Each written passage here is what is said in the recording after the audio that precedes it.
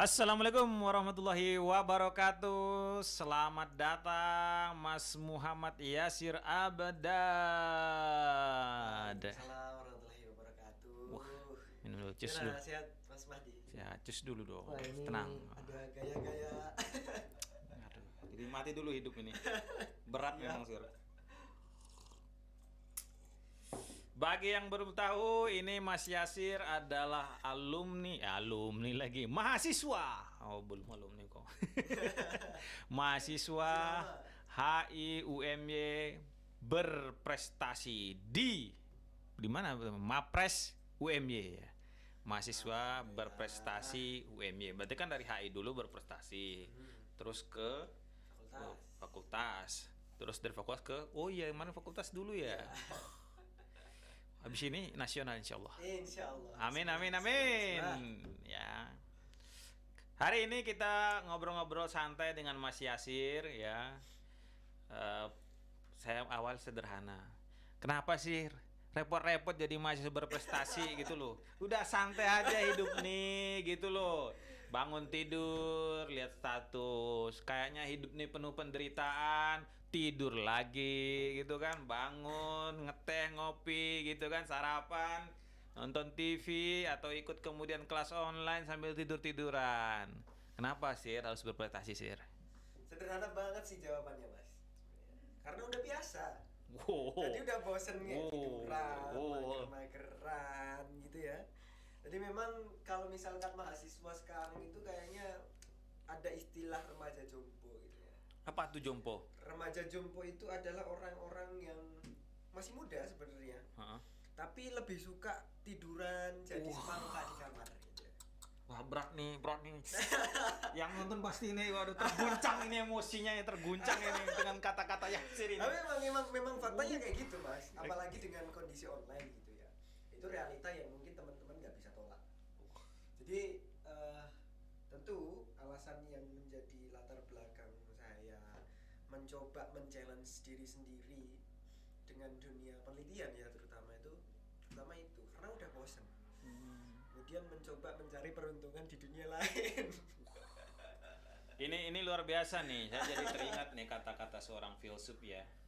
Hidup yang tidak direfleksikan tidak layak untuk diteruskan.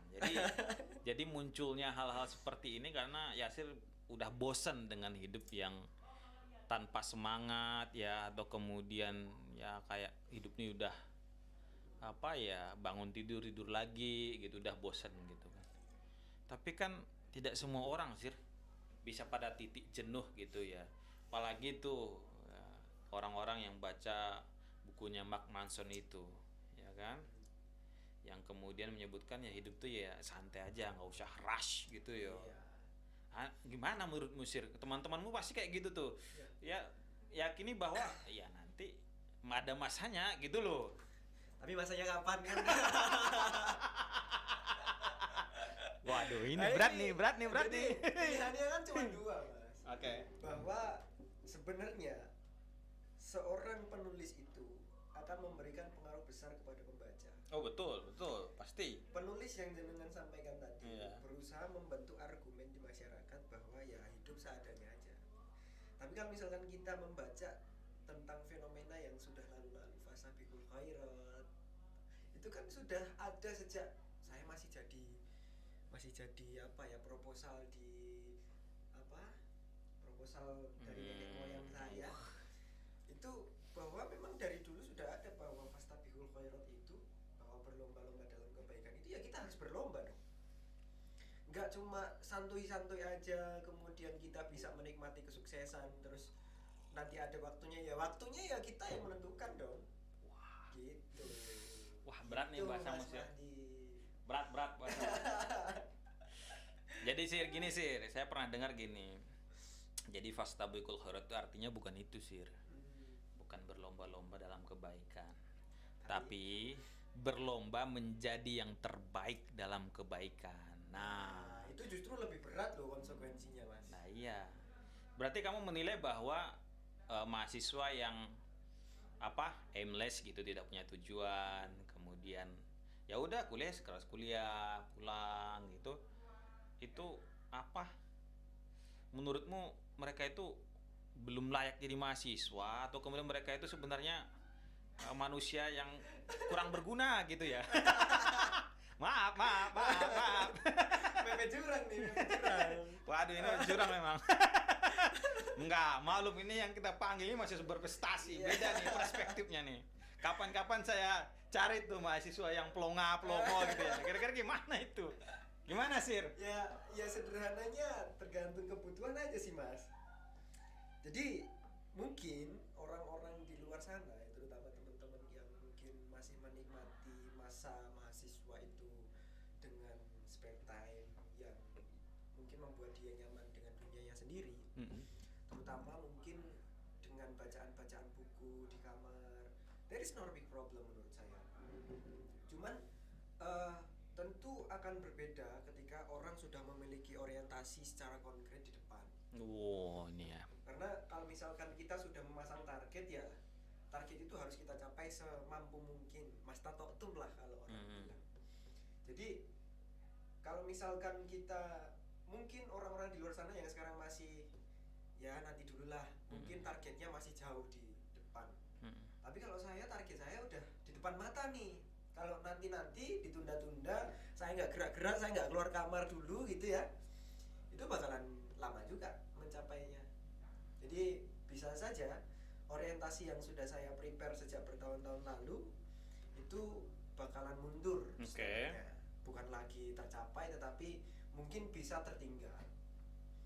Itu nggak apa-apa. Kalau misalkan teman-teman mau menikmati hidup dulu dengan bersantai-santai, nggak apa-apa. Cuman konsekuensinya adalah teman-teman punya waktu untuk menikmati dan mencapai tujuan yang seharusnya teman-teman bisa capai di hari itu juga. Ini berat nih ngomong filsafat waktu ya, karena ujung-ujungnya kemudian kita berpikir bahwa ya karena orang berkhayal kan memang waktunya panjang ya mikirnya ya. Wah, tapi kan kita nggak tahu ya. Ya, iya bakalan duluan kamu baru saya, atau saya belakangan kamu duluan.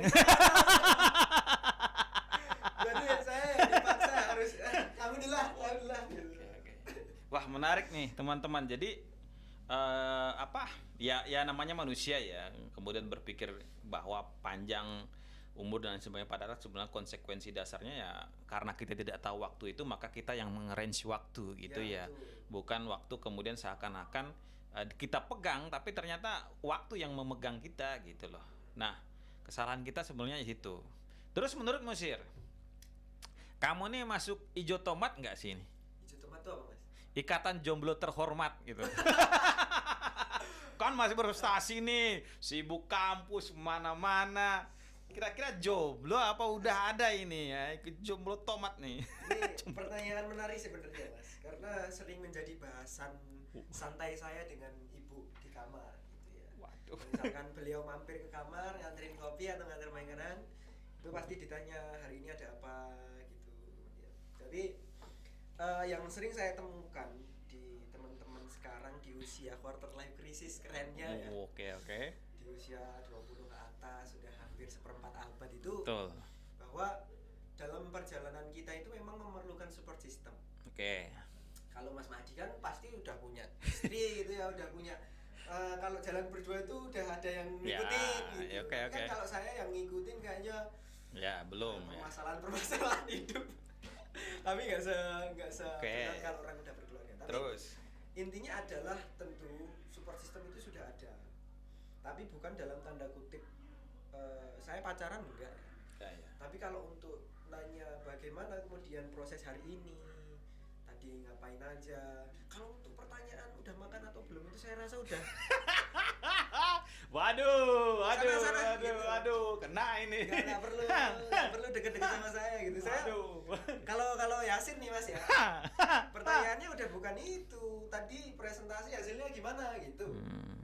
Karena itu menjadi pressure yang berat ya.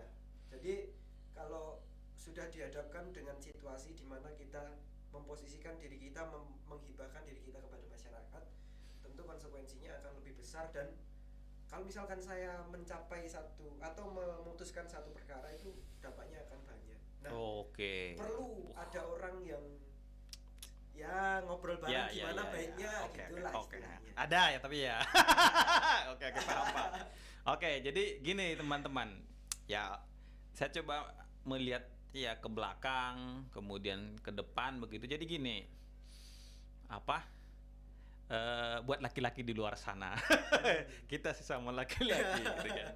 Perempuan tuh bukan butuh kenyamanan, tapi butuh kepastian. Nah, betul. Jadi masalahnya adalah orang-orang yang tadi bangun tidur, tidur lagi itu hidupnya itu cuman ya kasih harapan semu gitu loh. Tidak mampu untuk ke jenjang yang selanjutnya karena dia merasa ya waktunya berleha-leha gitu Udah loh. Nyaman gitu. dengan posisi Sedangkan itu. model Yasir ini memberikannya kepastian gitu loh, bukan kemudian kenyamanan ya nanya udah makan atau belum gitu kan. Sebenarnya nggak bertanya juga makan ya kalau lapar ya. Ya makanya nggak perlu ditanya udah makan gitu kan ya. Oke. Terus gimana nih Sir? Sebagai mahasiswa berprestasi di lingkup UMY ini, terus Anda melihat iklim akademik seperti ini, MBKM juga kamu ikut sebagai bagian dari yang mengetahui apa bagaimana MBKM diterapkan di kampus dan lain sebagainya. Kamu nih sebagai anak muda ini yang masih kuliah begini, pandanganmu gimana yang terkait dengan arah dunia pendidikan kita ini? Ini agak-agak serius ini. Ini cukup challenging ya pertanyaannya. Jadi bagaimana saya selaku mahasiswa menempatkan kacamata mahasiswa itu menjawab persoalan pendidikan secara nasional, terutama kalau misalkan diimplementasikan di UMY gitu ya. Skema MBKM ini saya rasa menjadi satu hal konkret dan bisa dilaksanakan secara masif karena peluang teman-teman berkreasi gitu sudah bordernya udah mulai terkikis mas. Misal sekarang teman-teman kalau misalkan udah mau lulus sarjana itu nggak harus langsung pakai skripsi loh. Ya kan mas? Betul. Tapi kalau orang-orang dulu nggak bisa nggak bikin skripsinya Oh lulus iya, tuh. harus bikin skripsi. Sekarang pilihannya banyak, ada pengabdian masyarakat skema PHP 2D itu bisa convert ke KKN. Kemudian magang. Kemudian ada yang namanya jurnal yang lebih sederhana, tapi ya prosesnya cukup menantang juga. Nah, dari sini pandangan besar saya bahwa ada sedikit lompatan yang bagus terutama di bidang pendidikan di Indonesia gitu ya. Karena segala aspek yang kita butuhkan itu sudah mulai satu persatu mulai difasilitasi, terutama pada transformasi digital. Oke. Tapi yang perlu kita sampaikan adalah bahwa memang proses pendidikan ini harus linear dengan kebutuhan mahasiswa. Oke.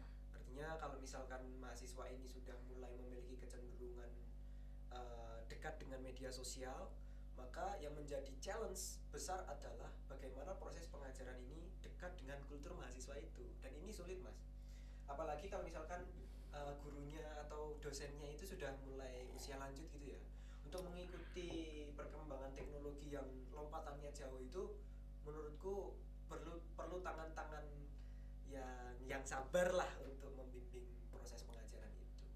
Tapi overall untuk segala fasilitas, segala aspek yang dibutuhkan untuk mahasiswa berprestasi yang disiapkan oleh pihak universitas, saya rasa terutama di HI itu sudah bisa kita akses selebar mungkin dan seluas mungkin serta semaksimal mungkin gitu. Betul. Tapi begini Sir, masalahnya kan orang-orang yang punya apa ya visi ke depan yang jauh, kemudian melihat apa yang akan digarap setelah dari kuliah itu kan tidak semua orang melihat. Sama di kelas kan juga begitu, ada yang ngerjain cepat gitu kan, wah tugas apapun cepat banget ngumpulnya. Ditanya udah kumpulin belum, ternyata dilihat udah duluan nih orang gitu. Itu bagaimana nih bagi orang-orang yang mohon maaf nih yang agak lebih, terus teman-temannya ya agak tertinggal gitu.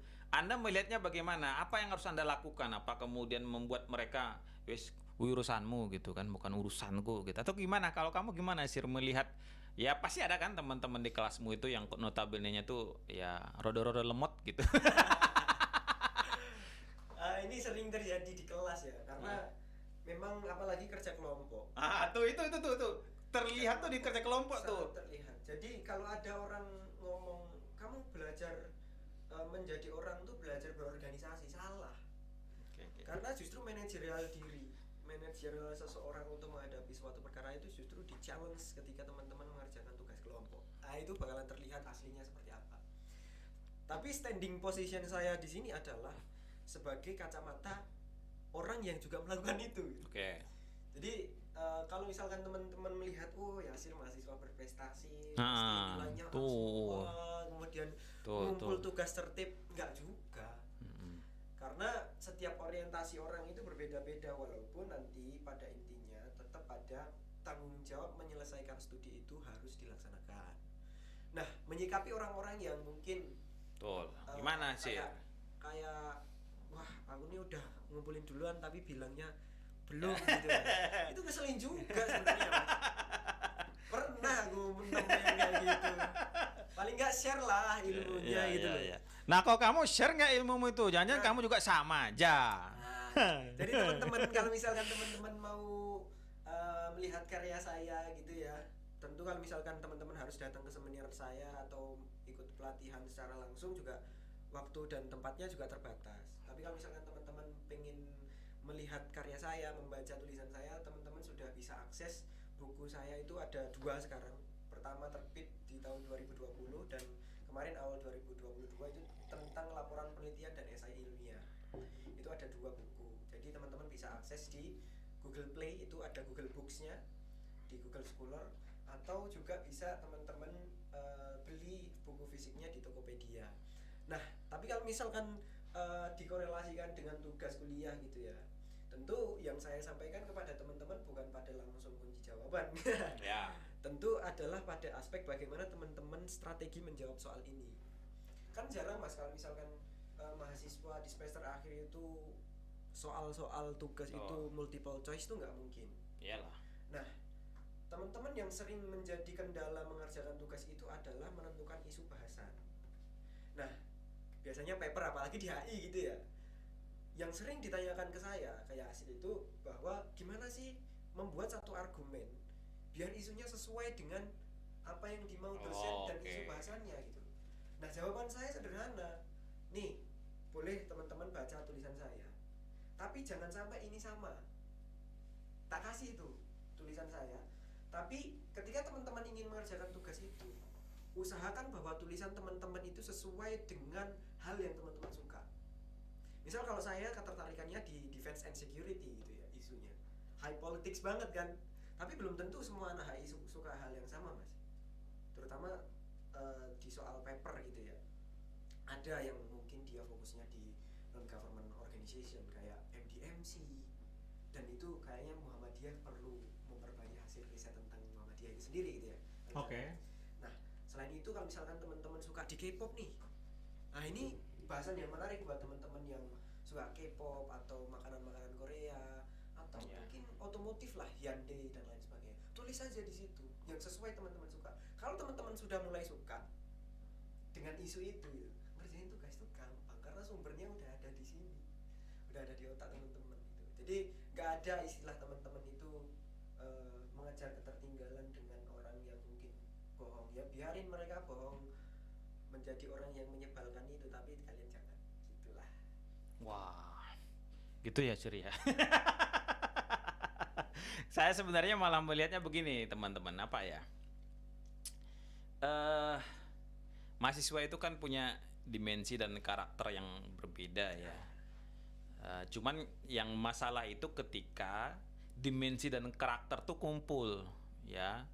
Jadi 5 huruf itu ya. 5 huruf itu adalah MALAS gitu ya. Nah, itu udah repot itu. Kalau karakternya ngumpul situ tuh udah repot itu. Jadi bukan pada perspektif kemudian kita bantu teman, jujur malah yang terjadi adalah kita yang dihancuri teman kalau gitu loh. Nah, itu gimana kamu tuh? Itu konsekuensi yang sering kita hadapi, Mas. Jadi dalam skema kerja kelompok itu harus ada orang yang mampu memanajerial tim. Oke. Jadi kalau misalkan kita waton ada dialek bahasa Jawa, mohon maaf kawan-kawan. Iya, nggak apa-apa. Ini kita kan lagi di Jogja ya, nggak masalah. Jadi memang yang sering jadi problematika itu kerja kelompok itu nggak selesai karena nggak ada tim leader yang mampu mengagregasi kepentingan teman-teman. Oke.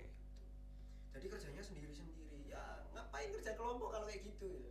Harus ada orang yang mampu, oke, job desk kita ini selesai kapan, job desk kamu ini selesai kapan, job desk kamu ini selesai kapan, kumpul jadi satu, nanti ada yang revisi dan lain sebagainya. That's it gitu. Nah kalau misalkan ada konsekuensi satu orang yang nggak ngumpul ini, harus ada siapkan plan B.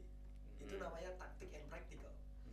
Nah jadi segala kemungkinan yang ada di dalam skema kerja kelompok itu harus dipersiapkan oleh orang yang benar-benar mampu Terus memposisikan teman-teman sesuai dengan speknya masing-masing lah gitu. kalau ada temanmu nggak ngerjain, namanya kamu cantumin nggak itu?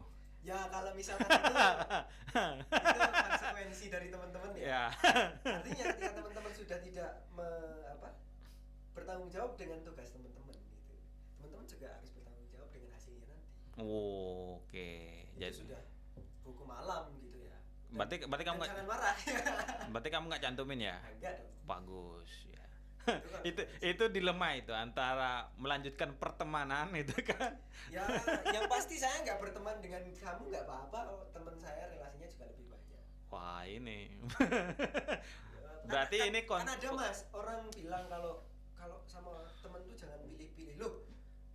Temen tuh justru harus dipilih-pilih. Tapi yang nggak boleh itu membedakan. Nah itu. Jadi cara kita berkomunikasi, kemudian kita ngobrol sama orang itu yang tentu harus kita sesuaikan dengan latar belakang mereka gitu. Wah, berarti kamu tuh secara langsung juga mengiyakan teori Darwin itu berarti ya. Survival of the fittest itu ya. Ya. Ketika manusia tidak mampu beradaptasi ya berarti dia Ya, mati. tersingkir dengan sendirinya begitu. Wah. Waduh, berat nasib kalian ini. Kalau berteman dengan Yasir. Saran saya temannya yang lain aja. Ya. Enggak. Ya, your friends is your quality. Oke. Betul juga, Itulah betul. Iya sih. Yang ya mau nggak mau memang dilematis ya ketika kemudian kita berkawan dengan seperti itu ya kita juga sulit move ya, Iya. yang kemudian mengakibatkan kita juga jadi keteteran gitu loh. Oke. Meremehkan diri sendiri. Ya. Terus dimensi ini ya. Jadi teman-teman yang belum tahu Yasir ini aslinya adalah Gunung Kidul. Mana Gunung Kidulmu, Sir? Semanu. Semanu. Wah, itu jauh banget tuh, masih dari Wonosari itu masih jauh itu. Sekitar 62 kilo dari sini. Dari sini dari UMN 62 kilo. Ya, lumayan ya. Apa sebenarnya Sir? Kan ya mohon maaf dulu, setahu saya tahun-tahun awal saya kuliah itu tingkat bunuh diri gunung itu tinggi ya dulu. Sampai sekarang. Sampai sekarang masih? Iya, masih. Dan gantung diri, Mas. Masih ya? Masih. Kalau dulu pernah saya baca tertinggi di Indonesia, pernah. Sekarang masih tertinggi Masih? di Indonesia, ya. Oh, wah ini menarik nih ya. Jadi ya ini masih ngomongin terkait prestasi. Yasir sebagai mahasiswa, Yasir melihat lingkungannya seperti apa. Itu penting itu. Itu kan membentuk dia seperti apa. Kalau tadi mungkin ya dengan Mas Ari saya juga pernah bicara itu ya, dia mengakui lingkungan dia membentuk dia gitu. Nah sekarang kamu malah melihat lingkunganmu itu seperti apa, karena saya melihat nih antara antara kepercayaan terhadap hal-hal mistis dengan hal-hal ilmiah itu di Gunung Kidul tuh tempur. Ya, betul. Tempur ya, pertempuran itu sebenarnya orang-orang Muhammadiyah dengan orang-orang Muhammadiyah gitu. Apa sebenarnya konstruksi ya mohon maaf ya, ini bukan dalam konteks yang lain. Saya melihatnya sebagai Yasir sebagai seorang masih berprestasi berasal dari gunung itu, dia melihat lingkungannya seperti apa. Apa sih yang sebenarnya kamu lihat, apa sebenarnya ini? Jadi memang ini pertanyaan tepat ya, karena saya di Gunung Kidul itu sempat mengemban amanah sebagai kepala bidang advokasi dan kebijakan publik di Ikatan Pelajar Muhammadiyah Gunung Kidul. Artinya membawahi kepentingan masyarakat yang sifatnya advokatif dan isu-isu sosial seperti angka Tuh. Dulu saya pernah ngobrol dengan Pak Wakil Bupati Gunung Kidul di periode sebelum sekarang, Imawan Wahyudi. Pak Imawan Wahyudi Tahu sebagai saya. Ketua Satgas Berani Hidup. Itu Ada Satgas. Ada Satgas Berani Hidup. Ya berarti isu yang saya bilang ini enggak Bukan ngoyo-woro lah, Ya, bukan obrolan bullshit gitu. Ya. Ini bener real fakta bahwa di Kabupaten Gunung Kidul ini ada satu fenomena di mana ketika teman-teman atau bapak-bapak ibu-ibu itu sudah dihadapkan dengan permasalahan hidup yang tidak bisa diatasi, itu memutuskan dengan jalur bunuh diri dan gantung diri, Mas. Katanya itu datang orang-orang apa? Saya kan ada teman juga orang ya di KPU Gunung Kidul itu teman saya lama, saya sering ke Gunung Kidul dulu, tapi nggak nyampe tempat Yasir jauh sana, cuman daerah Wonosari situ. Apa datang orang berbaju putih gitu ke rumah gitu kan. Tapi ada sebelum situ ada penelitian katanya juga karena faktor air. Bener nggak Sir? Ya itu perlu penelitian lebih lanjut ya. Kita sebagai akademisi sosial gitu tidak bisa mengatakan satu fenomena di lapangan itu berdasarkan pada katanya. Iya, enggak. Saya cuman mengatakan bahwa ada orang mempercayai itu gitu loh. Nah itu yang menjadi kelemahan kita di Gunung Kidul, Mas. Oh, oke. Justru yang perlu kami sampaikan adalah bahwa masyarakat Gunung Kidul ini selain terdapat beberapa anomali yang nanti bakalan mungkin saya sampaikan, tentu saat ini kita dihadapkan dengan di era modern sekarang ini masih ada loh orang di Yogyakarta yang notabene masih masuk Pulau Jawa yang katanya sudah maju gitu. Betul. Itu masih percaya dengan hal-hal yang seperti itu. Gitu. Karena konstruksi yang diambil atau dipegang oleh masyarakat tradisional itu masih berdasar pada ya tahayul khurafat dan lain sebagainya. Tapi di luar sana kami melihat bahwa fenomena gantung diri menyelesaikan permasalahan hidup di dunia dengan gantung diri itu faktornya banyak. Kemarin yang belum lama ini ada anak SMA karena putus cinta. Itu meninggal gantung diri juga. Kemudian ada yang karena faktor ekonomi nggak bisa nyaur, Utang, bayar hutang ya. Gitu. Nah, hal-hal yang seperti itu yang mungkin bisa kita. Oh, itu nggak boleh publik ya, nggak keluar ya. Justru yang Oke. itu Ya. ada pulung gantung. Ya, pulung gantung. Betul. Hal-hal yang seperti itu yang mungkin sering didengar oleh masyarakat di luar sana. Nah, yang ingin saya sampaikan bahwa di Gunung Kidul, di Jogja ya terutama dan di Gunung Kidul itu ada sedikit anomali seperti ini, Mas. Tingkat kepuasan hidupnya tinggi. Tapi tingkat kemiskinannya Tinggi juga. Gunung Kidul itu Tinggi juga. Ya, tinggi juga. Bagaimana orang bisa puas dengan kemiskinan coba? Iya. Tapi di sini saya mencoba memberikan satu argumen gitu ya, bahwa yang menurut masyarakat di Gunung Kidul itu disebut kaya itu bukan dengan mobil, bukan dengan barang-barang mewah. Betul. Mungkin kalau misalkan teman-teman di Gunung Kidul ya ditawari mobil harga 500 juta nggak dibeli, tapi kalau misalkan ditawari tanah, Mas, yang harganya mungkin berkali-kali lipat, bisa kok dibeli, Mas. Nah, hal-hal yang seperti itu yang menurutku perlu ada kajian yang lebih empirik ya, bagaimana menentukan satu kebijakan di tingkat pemerintah daerah menjawab tantangan sosial seperti itu. Jadi perlu ada obrolan-obrolan dengan orang-orang akademis pemerintah sekarang ini, bagaimana membentuk satu strategi, bagaimana kalau masyarakat itu sudah mentok dengan permasalahan hidup, itu ada kajian yang empirik dan bisa dipertanggungjawabkan. Jangan cuma bilang bahwa wah ini karena ada pembantu. Ya itu. Itu kepercayaan masyarakat yang harus kita ubah di sekarang. Sip. Oke, Sir. Wah, ini kita udah kemana-mana nih ya. Ini judulnya nanti ya thumbnailnya itu dari prestasi ke hal-hal mistis. Ini Sir, apa? Terakhir nih. Kita kan pada akhirnya adalah prestasi itu bukan ke personal, tapi kan kembali ke masyarakat begitu. Nah, kamu memandangnya apa nih tanggung jawab apa respon kamu apa sebagai tanggung jawab kamu sebagai mahasiswa berprestasi terhadap masyarakat gitu apa? Karena pada intinya kan ada nilai transendensi ya, liberasi di situ juga gitu. Yang kemudian kita juga harus menganggap bahwa ilmu itu bukan milik kita secara personal gitu loh. Gimana Sir? Kalau saya melihat hal ini tentu berkaca pada latar belakang spiritual ya Mas ya. Tentu kalau kita ngobrol di lingkup Muhammadiyah, saya terbangun oleh orang-orang Muhammadiyah terutama di waktu saya SMA gitu. Bahwa ada dulu guru saya itu bilang bahwa prestasi terbaik itu tidak diukur dari seberapa banyak sertifikat dan medali yang kita capai. Oke. Tapi bagaimana ketika kamu ada di satu lingkungan menempatkan diri kamu ini nih. Jadi justru gelar mahasiswa berprestasi itu sangat berat di pundak saya karena konsekuensinya adalah saya harus memposisikan diri saya itu sebagai orang yang mampu memberikan kebermanfaatan kepada orang lain gitu. Jadi memang benar bahwa Pilmapres kemarin itu kan penilaiannya banyak mas, bukan cuma dari prestasi ternyata.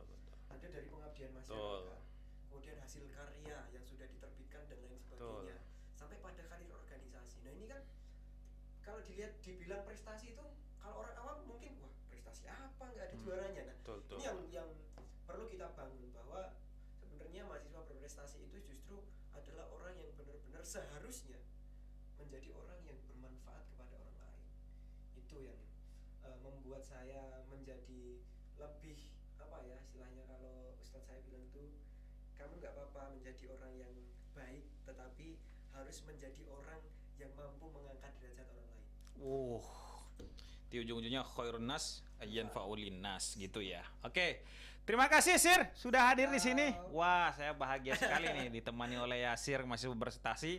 Pada akhirnya dia juga meyakini bahwa prestasi itu pada ujungnya ada nilainya apa?